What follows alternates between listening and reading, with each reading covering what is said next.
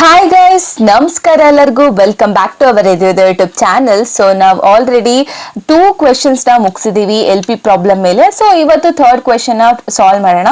So ನಿಮಗೆ ಇವಾಗ already 2 questions ನ ಸಾಲ್ವ್ ಮಾಡಿರೋದ್ರಿಂದ ನಿಮಗೊಂದು ಬೇಸಿಕ್ ಐಡಿಯಾ ಬಂದಿರುತ್ತೆ ಯಾವ ರೀತಿ ಈ ಒಂದು ಕ್ವೆಶನ್ ಸಾಲ್ವ್ ಮಾಡಬೇಕು ಅಂತ. ಸೊ ಇವಾಗ ನಾವು ಅದೇ ಒಂದು ಬೇಸ್ ಮೇಲೆ ನಾವು 3rd ಕ್ವೆಶನ್ ಕೂಡ ಸಾಲ್ವ್ ಮಾಡೋಣ. ಸೊ ಜಸ್ಟ್ ಏನ್ ಗೊತ್ತಾ, ನಿಮಗೆ ಫಸ್ಟ್ ಮತ್ತೆ ಸೆಕೆಂಡ್ ಕ್ವೆಶನ್ಸ್ ಅಲ್ಲೆಲ್ಲ ಏನು ಬರೀ ಸೆಂಟೆನ್ಸಸ್ ಇತ್ತು. ಸೊ ಇದು ಅನದರ್ ಟೈಪ್ ಆಫ್ ಪ್ರಾಬ್ಲಮ್ ಅಂತ ಹೇಳ್ಬೋದು. ಅಂದ್ರೆ LP ಪ್ರಾಬ್ಲಮ್ ಅಲ್ಲೇ ಲೈಕ್ ಸ್ಲೈಟ್ ಆಗಿ ಚೇಂಜ್ ಆಗಿರುವಂತದ್ದು. ಓಕೆನಾ? ಸೊ ಇವಾಗ ನಾವು ಯಾವ ರೀತಿ ಸಾಲ್ವ್ ಮಾಡಬೇಕು ಅಂತ. ಸೊ ಫಸ್ಟ್ ಸೆಕೆಂಡ್ ಕ್ವೆಶನ್ಸ್ ಅಲ್ಲೆಲ್ಲ ನಾವೇನ್ ಮಾಡ್ತಿದ್ವಿ, ಈ ಒಂದು ಟೇಬಲ್ ನ ನಾವ್ ಯಾವಾಗ ಕನ್ಸ್ಟ್ರಕ್ಟ್ ಮಾಡ್ಕೊಂತ ಇದ್ವಿ, ಅದರ್ ಕನ್ಸ್ಟೆಂಟ್ ನ ಕಂಡು ಹಿಡಿಯೋದಕ್ಕಿಂತ ಮುಂಚೆ ಅದರ್ ಕನ್ಸ್ಟೆಂಟ್ ಕಂಡು ಹಿಡಿಬೇಕು ಅಂತ ಹೇಳ್ಬಿಟ್ಟು ಈ ಟೇಬಲ್ ನ ನಾವು ಕನ್ಸ್ಟ್ರಕ್ಟ್ ಮಾಡ್ತಿದ್ವಿ ಅಲ್ವಾ. ಸೊ ಕ್ವೆಶನ್ ಅಲ್ಲೇ ಆ ಟೇಬಲ್ ಕೊಟ್ಬಿಟ್ಟಿದ್ದಾರೆ. ಓಕೆನಾ? ಸೊ ಇದ್ರಿಂದ ನಾವು ಯಾವ ರೀತಿ ಈ ಕಂಪ್ಲೀಟ್ ಕ್ವೆಶನ್ ನಾವು ಹೆಂಗೆ ಮ್ಯಾಥಮೆಟಿಕಲ್ ಫಾರ್ಮ್ ಗೆ ಕನ್ವರ್ಟ್ ಮಾಡಬೇಕು ಅನ್ನೋದನ್ನ ನೋಡೋಣ. So but steps are same. Steps ಏನು? Decision variable, objective function, other constraint ಮತ್ತೆ non negative constraints, right? So ಈ 4 ಸ್ಟೆಪ್ಸ್ ಸೇಮ್. ಬಟ್ ಏನಂದ್ರೆ ಯಾವ ರೀತಿ ಅಪ್ರೋಚ್ ಮಾಡಬೇಕು ಅನ್ನೋದನ್ನ ನಾವು ನೋಡ್ತಾ ಹೋಗೋಣ. ಓಕೆನಾ? ಸೊ ಇವಾಗ ನಾವು ಕ್ವೆಶನ್ ಓದೋಣ. ಓಕೆನಾ? ಸೊ ಫಸ್ಟ್ ಇವಾಗ ಕ್ವೆಶನ್ ಏನಪ್ಪಾ ಅಂತ ಅಂದ್ರೆ, ಫರ್ಮ್ ಮ್ಯಾನುಫ್ಯಾಕ್ಚರ್ 3 ಪ್ರಾಡಕ್ಟ್ಸ್. ಓಕೆನಾ? 3 ಪ್ರಾಡಕ್ಟ್ಸ್ ನ ಮ್ಯಾನುಫ್ಯಾಕ್ಚರ್ ಮಾಡ್ತಿದೆ. That is A, B and C. So 3 products ನ ಮ್ಯಾನುಫ್ಯಾಕ್ಚರ್ ಮಾಡೋದು ಯಾವುದು ಒಂದು ಕಂಪನಿ ಅಂತ. ಓಕೆನಾ? ಸೊ ಇವಾಗ 3 ಪ್ರಾಡಕ್ಟ್ಸ್ ಅಂದ್ರೆ ಡಿಸಿಷನ್ ವೇರಿಯಬಲ್ಸ್ ಏನೇನಾಗಿರುತ್ತೆ?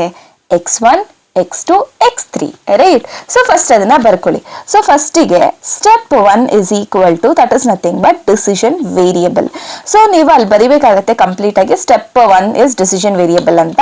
ಸೊ ಇದರಲ್ಲಿ X1, X2, X3 ನಮ್ಮ ಡಿಸಿಷನ್ ವೇರಿಯಬಲ್ ಆಗಿರುತ್ತೆ. So X1 refers to number of units of product A, right? Number of units of product A. So ಅದೇ ರೀತಿ ಸೊ X2 ಬಂದ್ಬಿಟ್ಟು number of units of product B. ಆಮೇಲೆ X3 refers to number of units of the product C. ಅರ್ಥ ಆಯ್ತಾ?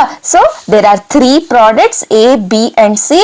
So our decision variable ಏನಾಗುತ್ತೆ ಅಂದ್ರೆ X1, X2, X3. Clear? S. Second step ಬಂದ್ಬಿಟ್ಟು ನಮಗೆ ಆಬ್ಜೆಕ್ಟಿವ್ ಫಂಕ್ಷನ್.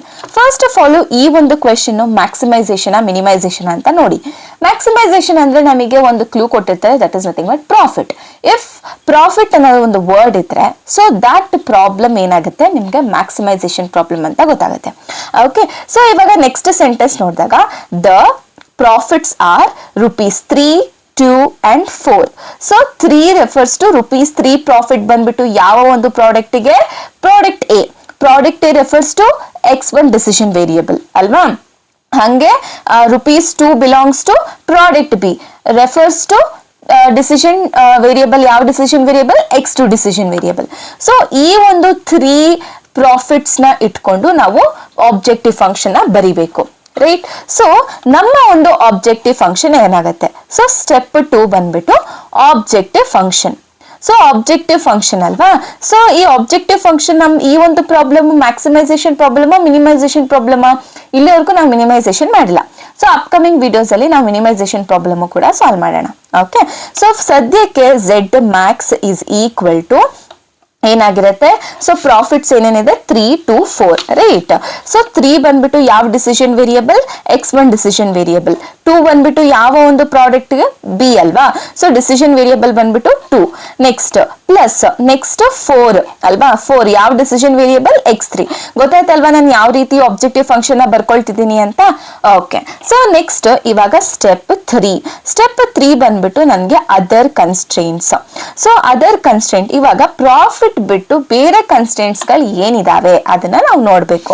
ಸೊ ನಾವ್ last problems ಅಲ್ಲಿ ಏನ್ ಮಾಡ್ತಿದ್ವಿ, ನಾವೇ ಈ ಟೇಬಲ್ ನ ಕನ್ಸ್ಟ್ರಕ್ಟ್ ಮಾಡ್ಕೊಂತ ಇದ್ವಿ. ಅದ್ರ ಬೇಸ್ ಮೇಲೆ ನಾವೇನ್ ಮಾಡ್ತಾ ಇದ್ವಿ? ಕನ್ಸ್ಟೆಂಟ್ಸ್ ನ ಬರಿತಾ ಇದ್ವಿ ಅಲ್ವಾ?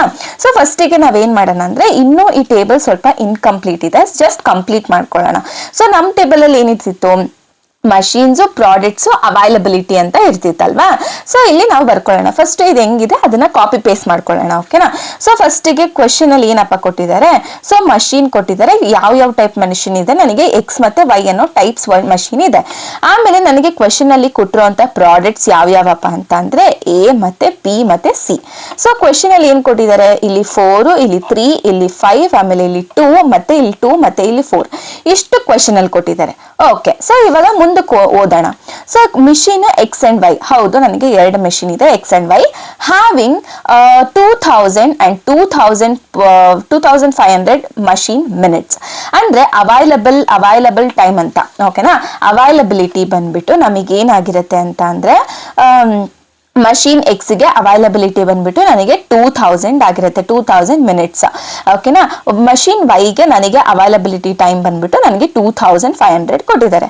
ಸೊ ಓಕೆ, ನಮಗೆ ಪ್ರಾಫಿಟ್ ಏನೇನಿದೆ ನನಗೆ, ಸೊ ಪ್ರಾಡಕ್ಟ್ ಎಗೆ ಪ್ರಾಫಿಟ್ ಬಂದ್ಬಿಟ್ಟು ₹3, ಪ್ರಾಫಿಟ್ ಆಫ್ ಪ್ರಾಡಕ್ಟ್ ಬಿ ಬಂದ್ಬಿಟ್ಟು ನನಗೆ 2, ಪ್ರಾಫಿಟ್ ಆಫ್ ಪ್ರಾಡಕ್ಟ್ ಸಿ ಬಂದ್ಬಿಟ್ಟು ನನಗೆ 4. ಸೊ ಅಲ್ವಾ. So these are the profits given ಅಲ್ವಾ. ಸೊ ಗೊತ್ತಾಯ್ತಲ್ವಾ ಪ್ರಾಫಿಟ್ಸ್ ಎಲ್ಲಿ ಕೊಟ್ಟಿದ್ದಾರೆ ಅಂತ, ₹3, 2 and 4 ಅಲ್ವಾ. ಸೊ ನೆಕ್ಸ್ಟ್ ಇವಾಗ ಇದಾದ್ಮೇಲೆ ನಾವು ಕನ್ಸ್ಟೆಂಟ್ಸ್ ನ ಬರಿಬೇಕು. ಯಾವ ರೀತಿ ನಾವು ಈ ಕನ್ಸ್ಟೆಂಟ್ಸ್ ನ ಬರಿಬೇಕು ಸೊ ಅಂತ ನೋಡ್ತಾ ಹೋಗೋಣ. ಸೊ ಫಸ್ಟಿಗೆ ನಮಗೆ ಕ್ವೆಶನ್ ಅಂದ್ರೆ ಈ ಒಂದು ಟೇಬಲ್ ನೋಡಿದ ತಕ್ಷಣ ನಾವೇನ್ ಬರಿತೀವಿ, ಫಸ್ಟಿಗೆ ಟೇಬಲ್ ನೋಡಿದ ತಕ್ಷಣ ನಾವು ಇದನ್ನ ಬರಿತೀವಿ ಏನು, so with respect to row X ಮೆಷಿನ್ಗೆ ಏನ್ ಒಂದು ಕನ್ಸ್ಟೆಂಟ್ ಇದೆ, ವೈ ಮಷಿನ್ಗೆ ಏನ್ ಕನ್ಸ್ಟೆಂಟ್ ಇದೆ ಅಂತ ಬರಿತೀವಿ ಅಲ್ವಾ. So 4x1 plus 3x2 plus 5x3. Okay. Availability maximum ಅಲ್ವಾ. So lesser than or equal to 2000. ಆಮೇಲೆ ಇಲ್ಲಿ ವೈ, ಸೊ ವೈಗೆ ಇವಾಗ 2x1 plus 2x2 plus 4x3 availability maximum availability ಬಂದ್ಬಿಟ್ಟು 2500 ಅಲ್ವಾ. ಸೊ ಇದನ್ನ ನಾವು ನೋಡಿದ ತಕ್ಷಣ ಇದನ್ನ ಬರಿತೀವಿ. ಬಟ್ ಕ್ವೆಶನ್ ಕಂಪ್ಲೀಟ್ ಇನ್ನೂ ಆಗಿಲ್ಲ ಅಲ್ವಾ. ಸೊ ಇನ್ನು ಕ್ವೆಶನ್ ಕಂಪ್ಲೀಟ್ ಆಗಿಲ್ಲ. ಏನ್ ಕೊಟ್ಟಿದ್ದಾರೆ ಆ ಕ್ವೆಶನ್ ಅಲ್ಲಿ ಅಂತ ಅಂದ್ರೆ ದ ಫರ್ಮ್ ಮಸ್ಟ್ ಮ್ಯಾನುಫ್ಯಾಕ್ಚರ್ ಅಂದ್ರೆ ಇಲ್ಲಿ ಆಲ್ವೇಸ್ ರಿಮೆಂಬರ್ ಮಸ್ಟ್ ಅಂತ ಅಂದ್ರೆ ಅಟ್ಲೀಸ್ಟ್ ಅಂತ. ಓಕೆನಾ. ಮಸ್ಟ್ ಆಗ್ಲಿ ಅಟ್ಲೀಸ್ಟ್ ಆಗ್ಲಿ ಈ ವರ್ಡ್ಸ್ ಬಂತು ಅಂತ ಅಂದ್ರೆ that is belong to like ಏನಂತ, ಅಟ್ಲೀಸ್ಟ್ ಅಂತ ಅಂದ್ರೆ it will be greater than or equal to ಅಂತ ನೆನ್ಪಿಟ್ಕೊಳ್ಳಿ. ಓಕೆನಾ. Greater than or equal to.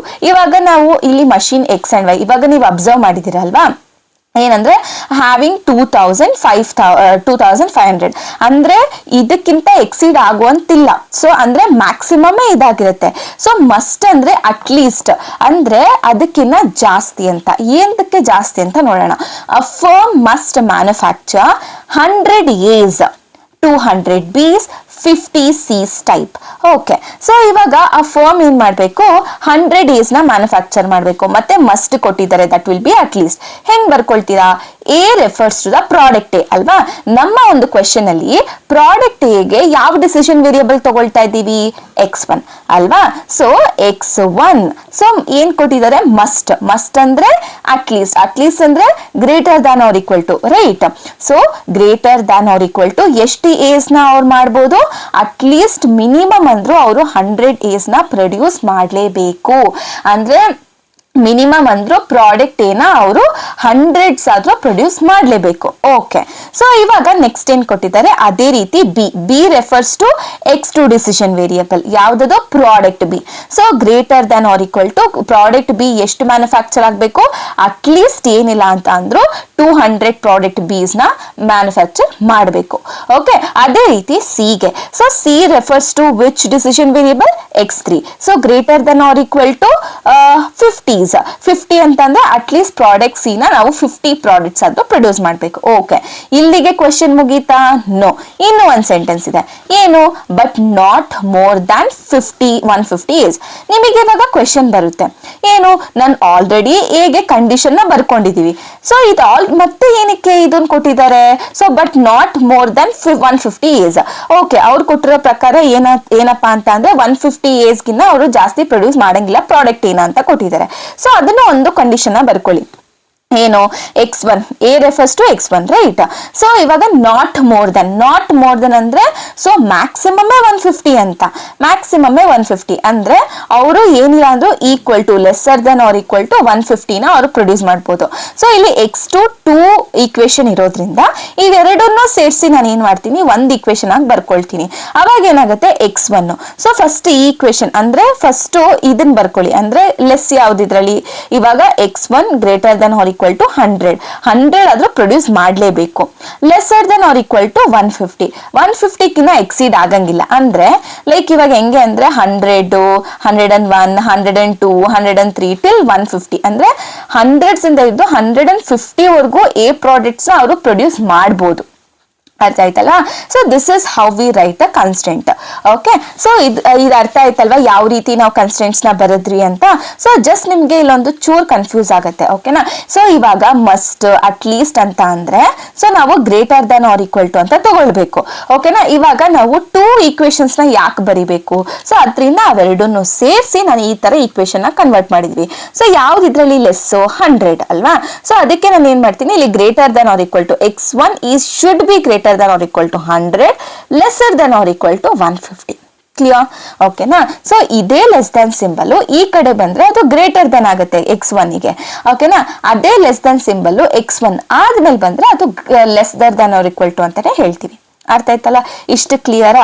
So ಹೀಗೆ ನಾವು ಏನ್ ಬರಿತೀವಿ, ಅದರ್ ಕನ್ಸ್ಟೆಂಟ್ಸ್ ನ ಬರಿತೀವಿ. ಸೊ ನೆಕ್ಸ್ಟ್ ಸ್ಟೆಪ್ 5 ಬಂದ್ಬಿಟ್ಟು ನಮಗೆ ನಾನ್ ನೆಗೆಟಿವ್ ಕನ್ಸ್ಟೆಂಟ್ಸ್ ಇರುತ್ತೆ. ಏನಪ್ಪಾ ಈ ಒಂದು ನಾನ್ ನೆಗೆಟಿವ್ ಕನ್ಸ್ಟೆಂಟ್ಸ್ ಅಂತ ಅಂದ್ರೆ, so x1 should be greater than or equal to 0, x2 should be greater than or equal to 0 and x3 should be greater than or equal to 0. So last problems ಅಲ್ಲೆಲ್ಲ ನಾವು x1 x2 ಮಾತ್ರ ಬರ್ಕೊಳ್ತಾ ಇದೀವಿ. So ಇಲ್ಲಿ x3 ಕೂಡ ಬರ್ಕೊಳ್ಬೇಕು. ಯಾಕಂದ್ರೆ ನಮ್ question ಅಲ್ಲಿ 3 products ಅಂತ ಹೇಳಿರೋದು. x1 ಪ್ರಾಡಕ್ಟ್ ಎ ರೆಫರ್ ಆಗುತ್ತೆ, x2 ಪ್ರಾಡಕ್ಟ್ ಬಿ ರೆಫರ್ ಆಗುತ್ತೆ, x3 ಪ್ರಾಡಕ್ಟ್ ಸಿ ರೆಫರ್ ಆಗುತ್ತೆ. ಅರ್ಥ ಆಯ್ತಲ್ವಾ. ಸೊ ಫೈನಲಿ ನಾವು ಒಂದು ಏನ್ ಬರ್ಕೋಬೇಕು ಅಂತ ಅಂದ್ರೆ, so this will be a maximisation problem. ಓಕೆನಾ. ಸೊ ಇದು ನಮ್ಮ ಮ್ಯಾಕ್ಸಿಮೈಸೇಷನ್ ಪ್ರಾಬ್ಲಮ್ ಆಗಿರುತ್ತೆ. ಸೊ ಝೆಡ್ ಮ್ಯಾಕ್ಸ್ ನಮ್ಮ ಒಂದು ಈಕ್ವೇಶನ್ ಬಂದ್ಬಿಟ್ಟು ಏನಾಗಿರುತ್ತೆ ಅಂತ ಅಂದ್ರೆ, ಝೆಡ್ ಮ್ಯಾಕ್ಸ್ ಬಂದ್ಬಿಟ್ಟು ನಮಗೆ 3x1 plus 2x2 plus 4x3 ಆಗಿರುತ್ತೆ. ಮತ್ತೆ ನಮ್ಮ ಒಂದು ಅದರ್ ಕನ್ಸ್ಟೆಂಟ್ಸ್, ಸೊ ಇಲ್ಲಿ ಏನ್ ಬರಿಬೇಕು ನೀವು, ಸಬ್ಜೆಕ್ಟೆಡ್ ಟು ಅಂತ ಬರಿಬೇಕು. ಓಕೆ, ಸಬ್ಜೆಕ್ಟೆಡ್ ಟು ಯಾವ್ಯಾವ ಕನ್ಸ್ಟೆಂಟ್ಸ್ ಅಂತ ಅಂದ್ರೆ 4x1 plus 3x2 plus 5x3 lesser than or equal to 2000. ಆಮೇಲೆ 2x1 plus 2x2 plus 4x3 lesser than or equal to 2500. ಆಮೇಲೆ ಲೈಕ್ ಇದು x1 greater than or equal to 100, lesser than or equal to 150. ಆಮೇಲೆ x2 is greater than or equal to 200, x3 is greater than or equal to 50, and x1 greater than or equal to 0, x2 greater than or equal to 0, and x3 is greater than or equal to 0. So this will be our final conclusion. ಅರ್ಥ ಆಯ್ತಲ್ವಾ. So brief ಆಗಿ ಹೇಳಬೇಕು ಅಂತ ಅಂದ್ರೆ, so ಫಸ್ಟಿಗೆ ನಮಗೆ 3 products ಕೊಟ್ಟಿದ್ದಾರೆ, A B and C. So decision variable ಏನಾಗಿರುತ್ತೆ ಅಂದ್ರೆ x1 x2 x3. Clear. S.